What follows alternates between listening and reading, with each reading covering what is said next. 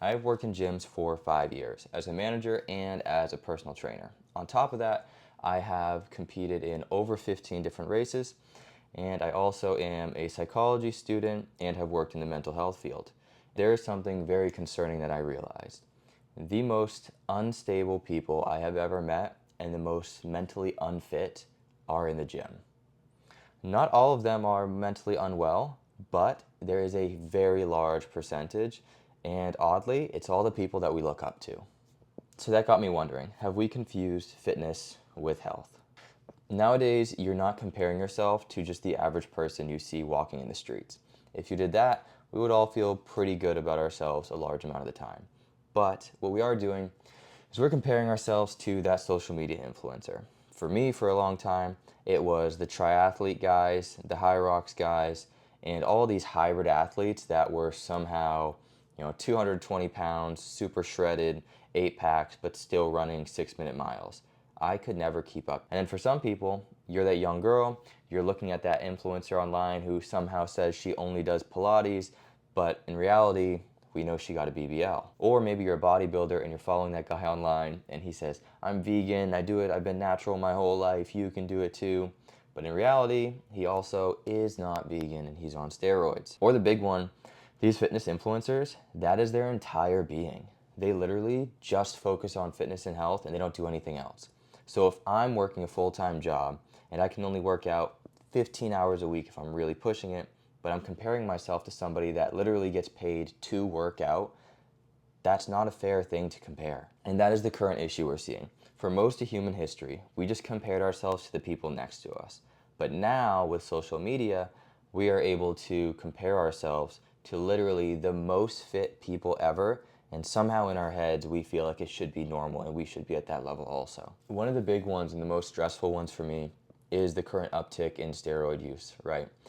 We see PEDs used on all different domains. We see the enhanced games pop up recently, right? Where we literally make an entire competition of people and lean into the idea of them using steroids and we encourage it.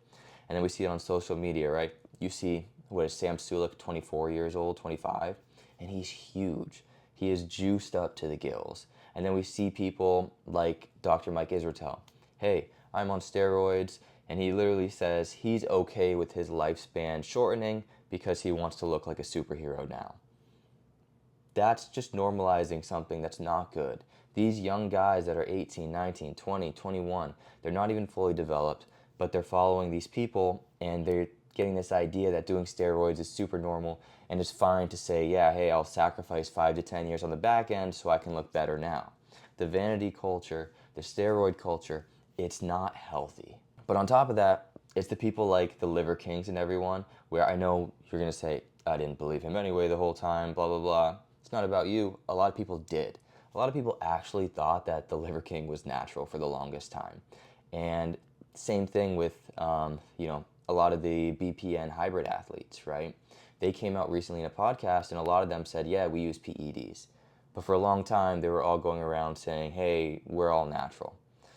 It's a challenge and it's hard, but you cannot claim to be natural if you're not, because all it's going to do is hurt a bunch of people's self-esteem and it's going to give them unrealistic expectations. And the crazy thing, the most fit people you see are not always the healthiest at all.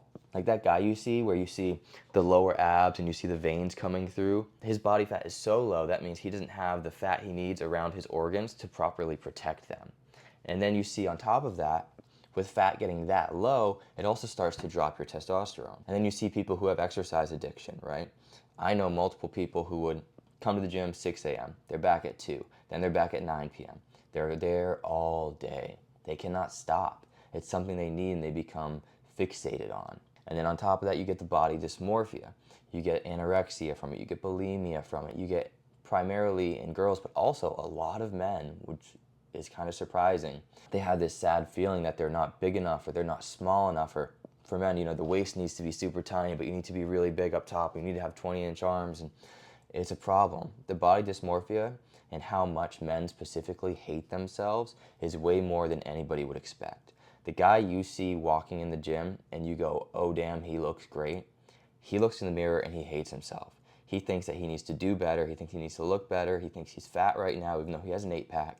It's not a very healthy way of living when you hit that level. So what does a healthy level actually look like? When you're a guy and you're sitting between, let's say, 12% and 18, 20% body fat, right?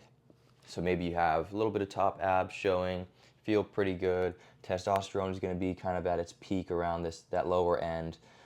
That's going to be your happy spot. But again, even in that higher end range, you're not going to have visible abs unless those muscles are super strong and built up. And a lot of people won't, but that's going to be your healthier range. Your hormones are going to be better. It's just going to be the optimal range for you. For females, I believe the number is like 18, 19% to like 27 or 28%. That's going to be very normal and healthy. So again, you have that hormonal balance, you have the energy you need, your organs are adequately protected. And then on top of that, not just the body fat side, just lifting weights, right? Are we lifting enough so that not only do we feel good and strong, but so our bone density is there also? Because we need to build up the bone density for aging, so in case we fall down the road, we have the strength in there to not just break and be frail. And then how are people sleeping, right? Especially in this same age where I'm up all night, I'm on TikTok, I'm on Instagram, I'm comparing myself to these people that are secretly on steroids, but they won't tell me. And then because of that, while I'm laying here hating myself because I don't look like them because they're natural also and I should look like them, I'm losing my sleep, which is going to make me even more unhealthy. It's this horrible chain reaction where our sleep isn't even optimized. So that person that, they have the bags under their eyes, but they go, man, I swear I'm getting, 8 hours of sleep every night. It's probably because they are going to sleep, they fall asleep looking at their phone with that light cranked up. They wake up, first thing they do, look at that phone, light cranked up. Middle of the night when they wake up, they look at the phone, and it just keeps messing with your sleep and your circadian rhythm. So then you're never going to feel good and your hormones are never going to be optimized because you can't sleep well. But that's a hidden sign of health that not many people can really see on the outside. And then another sign of real health is your mobility, right? Think about those people. If you're an older person and you're, let's say, 35 or up watching this, when was the last time you just jumped? How often are you getting up and down off the floor, right? Is your mobility even there? When I was personal training and I had a lot of people that were, 40s, 50s, 60s, I would ask them when the last time was that they jumped. They literally could not tell me. I had so many people where I had to teach them how to jump again only in their 50s and 60s. It's a weird thing we don't do. So that mobility, that ability to move around and manipulate our body and up and down and play with kids without complaining about our knees and our back and this and that is the real health. The real health is being able to go through your daily lives, play with your kids, have an enjoyable time, chase the ball, jump over a fence with your son without worrying about falling and breaking your back and not knowing what you're going to do. It is that mobility and that ability to move your body comfortably day to day without hesitation. Health is not what you can post online for people to see. Health is going to be what your body can do for you so that way you can live an optimized life.